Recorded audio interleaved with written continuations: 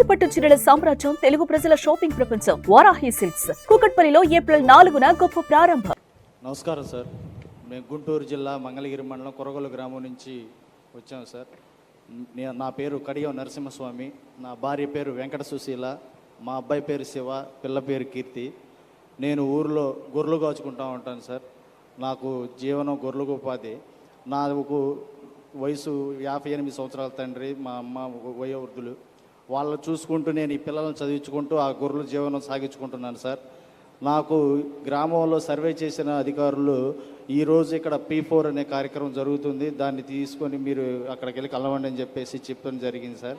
నాకు ఇక్కడికి వచ్చిన తర్వాత ఇంతకుముందు గ్రామ స్థాయిలో కానీ మండల స్థాయిలో కానీ ఆర్థికంగా బలపడి మంచి అభివృద్ధి సాధించిన వ్యక్తులు తిరిగి మళ్ళీ మన గ్రామాల్లో ఉన్న పేదరిక కుటుంబాలకి చేయూతనిస్తున్నారని చెప్పేసి తెలుసుకోవడం జరిగింది సార్. నేను అందుకని నాకు కూడా నా పిల్లల భవిష్యత్తుకి ఏదన్నా ఆధారం అవకాశం ఉంటుందేమోనని ఆశపడుతూ నేను ఇక్కడ రాగానే నన్ను బంగారు కుటుంబం కింద సెలెక్ట్ చేసి నాకు ఈ అవకాశం కల్పించారు సార్. నేను నా పిల్లవాడికి నాలాగా గొర్రెలు కాచుకునేది కాకుండా మంచి భవిష్యత్తును చూసుకోవాలనేది నా ఆశ. నాకు పిల్లలకి ఆరోగ్యం, మా నాన్నగారు ఆరోగ్యం, ఇవన్నీ కూడా దానికి తోడు నేను చేసుకునే గొర్రెలకి కొంత ఉపాధి నాకు దొరికితే ఏదో ఒక దాని మీద కూడా మా పిల్లలకు మంచి భవిష్యత్తు దొరుకుతుందని చెప్పేసి నేను ఆశపడుతూ ఇక్కడికి వచ్చాను సార్.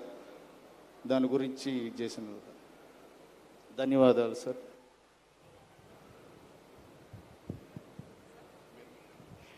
గౌరవనీయులు చంద్రబాబు నాయుడు గారే స్పందిస్తానంటున్నారు.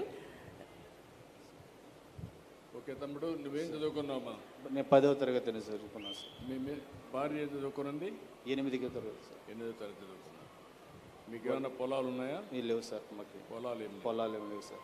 మీ తండ్రి తల్లి ఉన్నారు? అవును సార్. ప్రభుత్వ పరంగా ఏమైనా మీకు పెన్షన్ అవన్నీ వస్తున్నాయి? మా గవర్నమెంట్ తరఫు నుంచి మా నాన్నగారి పెన్షన్స్ ఇలాంటివి వస్తున్నాయి సార్. వాళ్ళకి కానీ ఆ పెన్షన్స్ తీసుకొని వాళ్ళు షుగరు సార్, మా నాన్నగారికి, మా అమ్మగారికి BP సార్. వాళ్ళకి పని నిమిత్తం సరిపోతుంది, పనికి ఏమి వెళ్ళరు సార్. వాళ్ళ ఇంటి దగ్గరే జీవనోపాధి చూసుకుంటారు సార్. ఇక మా సాయంకాలం పూట దొడ్లు ఊడ్చుకుంటా గొర్రెపిల్లలకి మేతలు తెచ్చుకుంటా ఉంటాము సార్. ఇక అదే మా జీవనోపాధి సార్. నువ్వు ఒకటే పని చేస్తావు ఇంట్లో? ఈ అమ్మాయి పొద్దున పూట గొర్రెల్లో సహాయం చేసి పూలకి 100 రూపాయలకి ఏదైనా పోయటానికి అలా వెళ్తుంది సార్. ఇక మా కుటుంబం జరుపుకోవడానికే సరిపోతుంది సార్. ఎంత టైం పని చేస్తావమ్మా నువ్వు దినానికి? పూల వ్యాపారంలో, పూలు కోయడంలో పోతున్నావు కదా, ఎంత టైం పని చేస్తావు? 12 వరకు పని చేస్తాము. ఎంత ఇస్తారమ్మా? 100 రూపాయలు, 200 రూపాయలు వస్తుందమ్మా. ఇంకా మీకు ఈ రెండు కాకుండా నువ్వెంత సంపాదించగలుగుతున్నావు నువ్వు చేసే పని వల్ల? సార్, నువ్వు చేసే పని వల్ల ఎంత సంపాదిస్తున్నావు? నీ ఆదాయం ఎంత? నాకు ఈ గొర్రె పిల్లలు కాచుకోగా గొర్రెలు నెలకి 2-3 నెలలకి అలా బేరం వేస్తాను సార్. ఏ నెల జీతం వాళ్ళ నెల రాదు. గొర్రెలు బేరం వేసుకున్నప్పుడు ఒక 20,000, 16, 20,000, 25,000 దాకా వస్తుంది సార్. ఇది నేను ఈ 3 నెలలు ఖర్చు పెట్టుకోవడానికి, పెట్టుబడులకి, గొర్రె పిల్లల మేతకి, నా కుటుంబంలో ఉన్న బియ్యం కట్టలు వీటికే సరిపోతుంది సార్.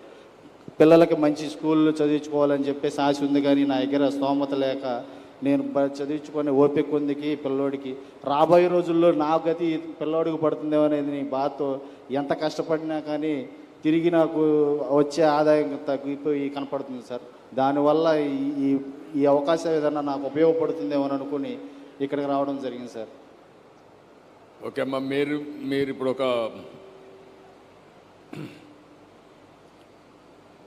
ఒక హ్యూమన్ యాంగిల్లో ఉండే కుటుంబాన్ని చూశారు. వాళ్ళకు ఒక యాస్పిరేషన్ ఉంది, కోరికలు ఉన్నాయి. సమాజంలో అందరినీ చూస్తున్నారు. చూసినప్పుడు మేము కూడా పైకి రావాలి, మా పిల్లలను కూడా బాగా చదివించాలని ఒక ఆశ, కోరిక ఉన్నాయి. వాళ్ళ కోరిక కానీ ఆశకు కానీ ప్రభుత్వం కూడా చదివిస్తున్న ప్రభుత్వ పాఠశాలలు ఇవన్నీ పెట్టి, కానీ ఇదే ప్రాసెస్ కంటిన్యూ అయితే చాలా టైం పడుతుంది వాళ్ళకు పైకి రావడానికి. అప్పటికి ఇంకొక జనరేషన్ మిస్ అవుతారు. ఆ పిల్లలు కూడా మిస్ అవుతారు. వాళ్ళు కూడా మళ్ళీ చదువుకోరు. వాళ్ళు కూడా ఇదే మరి కూలి పనులు చేస్తారు. ఏం చేస్తే బాగుంటుందని మిమ్మల్ని మేము మార్గదర్శిగా ఆలోచించాం. సమాజం మనకి అవకాశం ఇచ్చింది, ఆ అవకాశాన్ని సద్వినియోగం చేయాలి. ఇటు ప్రభుత్వం అటు ప్రైవేట్ అందరం కలిసి ఇలాంటి కుటుంబాలని పైకి తీసుకొచ్చి మనతో సమానంగా రాలేకపోయినా వారికి కూడా మెరుగైన జీవన ప్రమాణాలు ఇవ్వాల్సిన బాధ్యత మన పైన ఉంది. దానికి ఏం చేస్తే బాగుంటుందో మీరు చెప్పండి.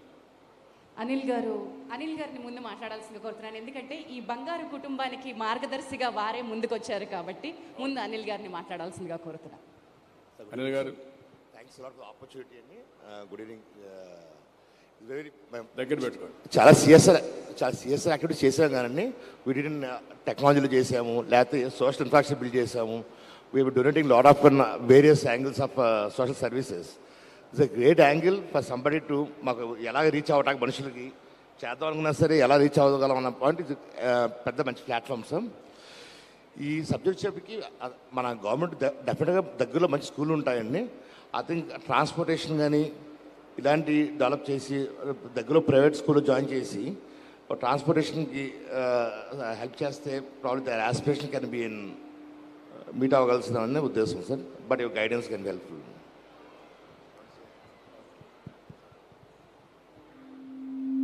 ఇప్పుడు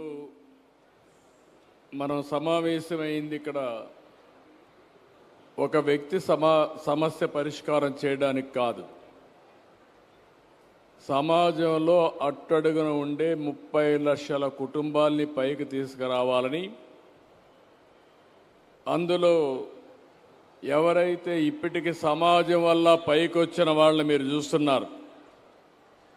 మొన్నటి వరకు కృష్ణారెడ్డి గారు ఇక్కడే ఉన్నారు. ఈ జిల్లా అనే పక్క జిల్లా కృష్ణా జిల్లా. అనిల్ గారిది అయితే ఈస్ట్ గోదావరి జిల్లా. ఏదే కృష్ణా మచిలీపట్నం దగ్గర, వారు కూడా మచిలీపట్నం దగ్గరనే. వీళ్ళిద్దరిని చూస్తే స్వయం శక్తితో పైకొచ్చారు, వాళ్ళ కష్టార్జితో పైకొచ్చారు. ఈరోజు వాళ్ళంతా కూడా పెద్ద పెద్ద ఇండస్ట్రీస్ పెట్టి ఒక స్థాయికి రీచ్ అయ్యారు.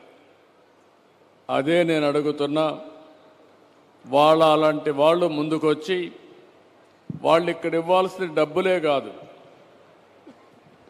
వాళ్ళకు గైడెన్స్ ఇవ్వాలి. ఆ పిల్లలు చదువుకోవాలంటే ఎక్కడెక్కడ చదివించాలి, ఏం చేయాలి, వాళ్ళ ఆదాయం పెరగాలంటే ఏం చేస్తే వాళ్ళ ఆదాయం పెరుగుతుందో ఆలోచించి మొట్టమొదటిగా మీరు వాళ్ళని పేదరికం నుంచి పైకి తేవాలి. తర్వాత మెరుగైన జీవన ప్రమాణాలు క్రియేట్ చేసే పరిస్థితి రావాలి. నేను కూడా ఒక ఊర్లో పుట్టాను. 7 కిలోమీటర్లు నడిచిపి చదువుకున్నాను. చదువుకున్న తర్వాత యూనివర్సిటీకి వెళ్ళాను. అక్కడి నుంచి స్టూడెంట్ పాలిటిక్స్లో ఉన్నాను. ఫస్ట్ టైం ఎమ్మెల్యే అయ్యాను. అక్కడి నుంచి మంత్రి అయ్యాను. అక్కడి నుంచి నేను ముఖ్యమంత్రి అయ్యాను. ఈరోజు జరిగిందంటే నాకు వచ్చిన అవకాశాలు నేను ఉపయోగించుకుంటూ అంచెలంచెలుగా వెళ్ళాం. పవన్ కళ్యాణ్ గారు కూడా అంతే, నా పక్క ఉండే చంద్రశేఖర్ గారు కూడా అంతే. మనమందరం కూడా సమాజంలో పైకి వచ్చాం. సమాజం గుర్తింపు ఇచ్చింది. తిరిగి సమాజానికి ఇవ్వవలసిన బాధ్యత మనందరిపైన ఉంది. ఆ మెసేజ్ ఇవ్వడానికి ఇప్పుడు కూర్చున్నాం. అందుకే వాళ్ళని బంగారు కుటుంబాలు అన్నాం, మిమ్మల్ని మార్గదర్శులు అన్నాం. ఏదో ఒక 10 రూపాయలు ఇచ్చి ఒకసారి పిల్లలు చదివించడానికే కాదు, వాళ్ళని కంటిన్యూగా హ్యాండ్ హోల్డ్ చేయడం, సహాయం చేయడం, వాళ్ళకి సరైన సమయంలో సరైన సలహా ఇవ్వడం, ఇవన్నీ చేయాల్సిన అవసరం ఉంది. ఈ కాన్సెప్ట్ మళ్ళా ఒకసారి మాట్లాడదాం. మీరు ఆలోచించి మీ ఉపన్యాసాల్లో మీరు చెప్పినప్పుడు మైక్ ఇస్తాం, మీరు కూడా చెప్పండి. నా ఉద్దేశం ఒకటి, సమాజం వల్ల పైకొచ్చిన వాళ్ళు మీరు కూడా పేరు కోసం మళ్ళా సమాజానికి తిరిగి ఇవ్వాల్సిన అవసరం వచ్చింది. అది చేయాల్సిందిగా మనస్ఫూర్తి కోరుకోండి. ఇప్పుడే మీకు మైక్ ఇస్తాను, మీరు మాట్లాడుదురు. సుమన్ టీవీలో మీ పర్సనల్ అండ్ బిజినెస్ ప్రమోషన్స్ కోసం కింది నెంబర్కి కాంటాక్ట్ చేయండి.